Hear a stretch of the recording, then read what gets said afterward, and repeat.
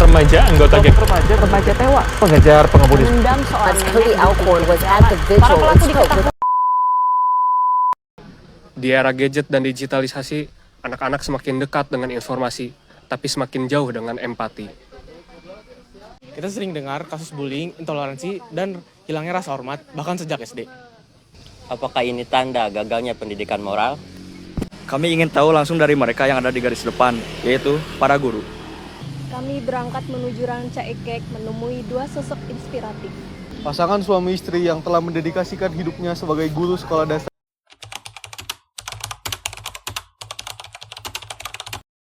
Ibu Nur Hayati, Bapak Herman, Soherman. Mengajar sudah berapa lama, dari tahun kapan? Di Pegawai Negeri sejak dari 2005. Iya. Sampai sekarang alhamdulillah. Bapak dari 82, pensiun 2015. Alasan mengapa bapak sama ibu menjadi guru? Kalau ibu emang cita-cita dari dulu ingin mengajar gitu, ingin dekat dengan anak bangsa gitu. Udah cita-cita dari kecil. Bapak itu ya punya ada inisiatif, ya kalau gitu berarti harus mengabdi untuk mencerdaskan bangsa.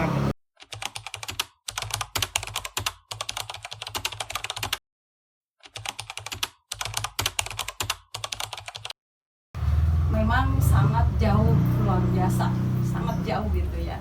Kalau zaman sekarang kan yang mempengaruhinya itu adalah gadget gitu ya, menjadi faktor yang sangat merubah sikap gitu, sifat-sifat anak itu sangat-sangat berubah dengan teknologi canggih ini. Kalau anak dulu, zaman dulu, kalau apa yang dikatakan guru itu nurut gitu ya, patuh, mengikuti aturan-aturan tata tertib sekolah gitu ya. Kalau zaman dulu mah kan kalau belajar itu banyak menghafal gitu ya, banyak menghafal, jadi ditalar gitu. Tapi kalau sekarang susah, anak-anak tuh disuruh menghafal itu susah. Terus kalau misalnya mencerna atau memahami buku apa yang sudah dibaca, disuruh untuk menjelaskan lagi teh, anak sekarang mah susah gitu, susah mencerna gitu. Nah,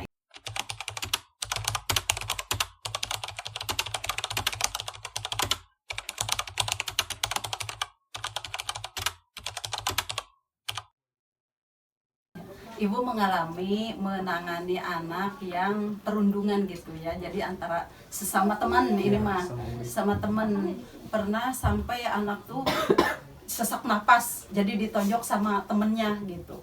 Nah, diserahkan ke orang tuanya, dijelaskan oleh guru ke orang tuanya bahwa anak ini sebetulnya sama temennya gini gitu. Ya terus yang tadi juga sama yang kasus sampai sesak napas gitu, dipanggil aja orang tuanya dua-duanya, jadi biar tidak salah paham gitu antara orang tua dengan orang tua. Kan ini banyak terjadi juga gara-gara anak, jadi orang tuanya berantem gitu, sehingga ada sampai ke pindah sekolah itu gara-gara clash dengan temennya gitu. Memang betul-betul guru itu harus mengawasi terus segala perilaku anak-anak gitu, apalagi di jam-jam sekolah gitu.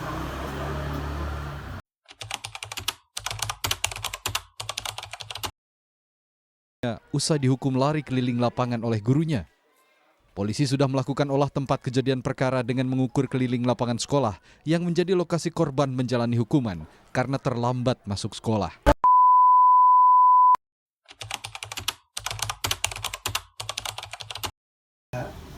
Memang guru itu harus betul-betul mendidik itu secara aturan, jangan sewenang-wenang. Karena kita itu punya kekuasaan ya, sehingga kalau menghukum anak itu ya sampai sampai mencerai lah ya.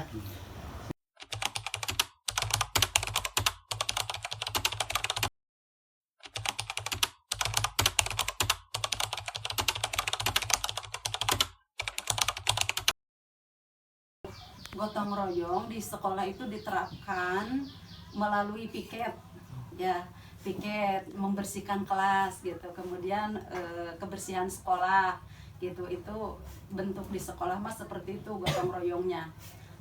Juga dibiasakan nih pembiasaan ya untuk menerapkan pelajaran PKN itu sebetulnya membutuhkan pembiasaan seperti menghargai teman gitu, menengok jika temannya sakit gitu.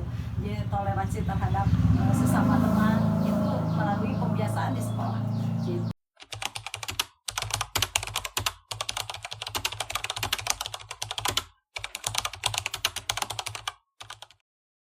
Kurikulum itu memang setiap periode pemerintah itu suka beda-beda ya, suka beda-beda. Tapi kalau guru mah mengikutin aja apa yang ini kan diterapkan oleh pemerintah gitu. Tapi kembali kepada lingkungan sekolah masing-masing gitu ya. Sebetulnya kurikulum itu yang ibu rasakan gitu. Harusnya yang sesuai dengan keberadaan wilayahnya itu sendiri, dan tidak sama antara daerah yang satu dengan daerah yang lain. Kalau kurikulumnya satu kemudian daerahnya beda-beda kan itu tidak tepat gitu. Kebetulan kan sekarang itu kan kurikulum merdeka ya, ibu masih ini kurikulum merdeka nya ada kelebihan ada kekurangannya.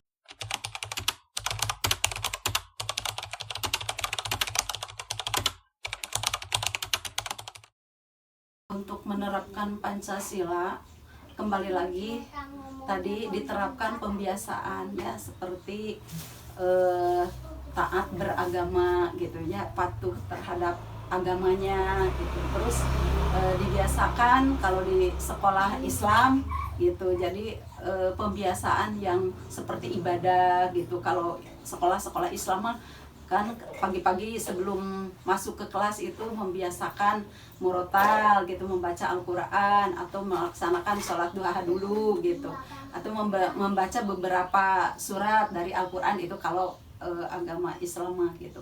Jadi itu pembiasaan ketaatan terhadap Tuhan Yang Maha Esa gitu. Jadi emang diterapkan di sekolah itu pembiasaan.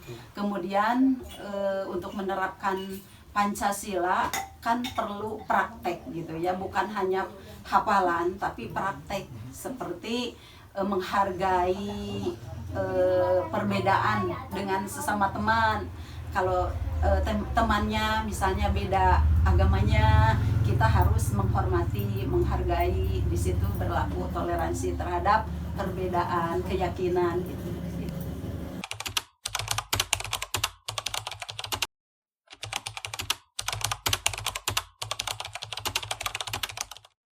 Ibu sebagai guru ya inginnya anak-anak itu memiliki akhlakul karimah ya, memiliki akhlak yang mulia, walaupun kalau sekarang itu kan sudah bersatu ya dengan budaya-budaya di luar sana gitu. Tapi kita sebagai bangsa Indonesia harus memiliki citra tersendiri gitu. Jadi seperti budaya di Indonesia itu kan gotong royong, bekerja sama gitu, saling toleransi, saling menyayangi gitu.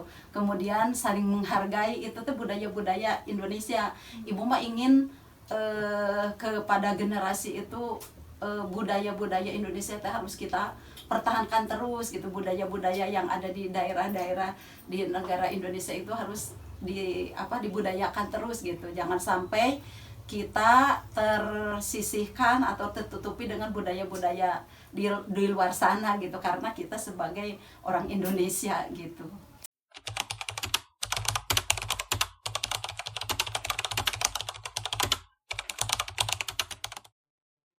Buat kepada pemerintah, Ibu harap harus memperhatikan gitu ya, memperhatikan terutama kesejahteraan guru karena sangat jauh sekali dibandingkan dengan di luar negeri.